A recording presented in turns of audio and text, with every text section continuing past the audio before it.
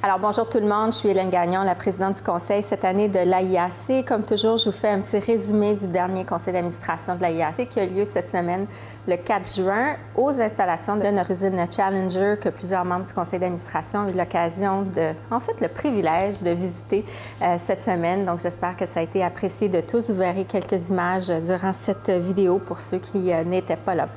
Alors, ce qu'on a fait au conseil d'abord, c'est qu'on a pris note et vraiment souhaité la bienvenue à Ian Christie, qui va devenir le prochain vice-président exécutif de l'AIAC dans une semaine. Il est présentement toujours membre du conseil comme président de NEPTEC, donc on était très excités de savoir qu'il va se joindre à l'équipe permanente de l'AIAC d'ici quelques jours. Donc, on a commencé par ça. Ensuite, bien sûr, on a parlé de la mise en œuvre du rapport Emerson. Vous savez que c'est vraiment une de nos priorités cette année pour l'industrie aéronautique de faire en sorte que ce rapport se traduise par des mesures concrètes. Donc, on a encore là du momentum sur les différents enjeux et différents éléments du rapport Emerson suite au budget fédéral. Je pense que le gros de la discussion, je vous dirais, c'était de ne pas perdre le momentum. Il y a des rumeurs actuellement qu'il y aura un remaniement ministériel à Ottawa. Peut-être cet été, naturellement, ce ne sont que des rumeurs, mais les gens étaient un peu inquiets qu'on perde peut-être le momentum si certains de nos alliés au niveau ministériel devaient changer de portfolio.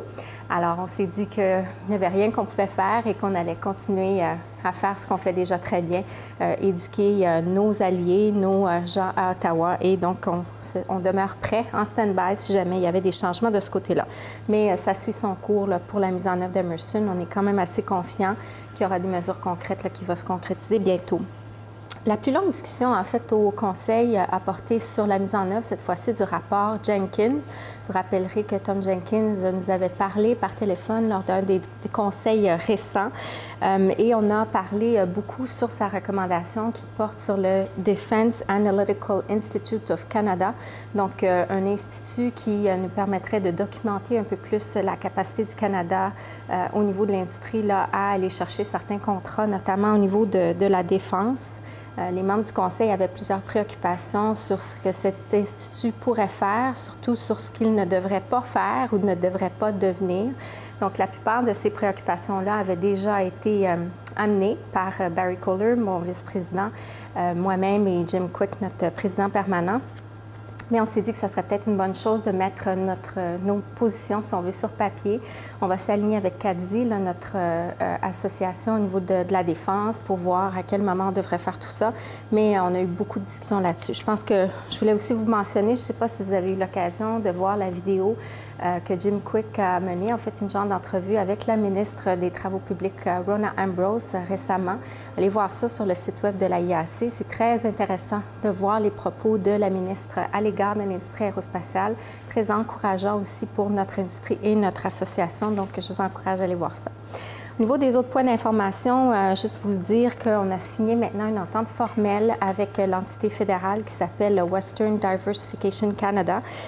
Et par cette entente, l'AIAC va recevoir des fonds pour assister les entreprises de l'Ouest canadien à ouvrir des nouveaux marchés, les aider au niveau de leur chaîne d'approvisionnement et tout ça.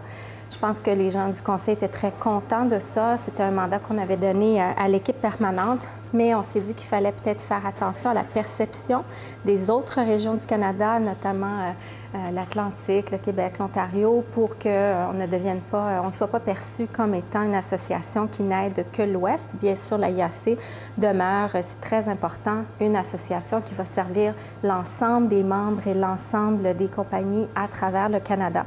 Donc, on va juste être sensible à cette préoccupation-là. On a eu cette discussion-là au Conseil. Ensuite, toujours un peu en parlant de l'Ouest, le Conseil avait mandaté l'équipe permanente de voir à ce que l'AIAC ait une personne qui soit positionnée dans l'Ouest, plus particulièrement en Colombie-Britannique. Donc, on est rendu à une nouvelle étape, si on veut, à finaliser un budget, un plan, et on va procéder au recrutement pour avoir une personne de l'AIAC dans l'Ouest, en Colombie-Britannique.